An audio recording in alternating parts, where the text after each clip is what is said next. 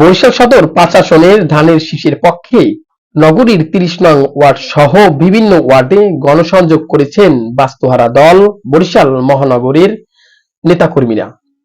বরিশাল থেকে রুবেল গাজীর তথ্যচিত্র নিয়ে বিস্তারিত।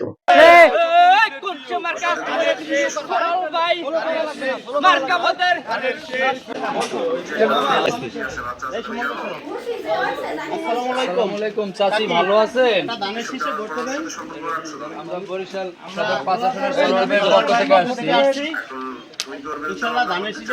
আসে সভাপতির সাথে যোগাযোগ করে, তারপর আপনাদের ওয়ার্ডের এই যে সাধারণ সম্পাদক আছে, তারপর সিনিয়র সহ সভাপতি আছে সুমন মোল্লাদের সাথে দেখো যে কে ভালো পারফরমেন্স করে, যে কমিটির জন্য আগ্রহ, একটা রাজনৈতিক কিন্তু একটা মনোবল থাকতে হবে, যে মায়া থাকতে হবে, কোন দিয়ে কিন্তু ভাই কেউ নেওয়া যায় না, তাই ভাই কখনো নেওয়া যাবে না। তাই ওই রকম থাকতে থাকে যে আপনারা আগাইতে পারবেন ভাই, এরকম।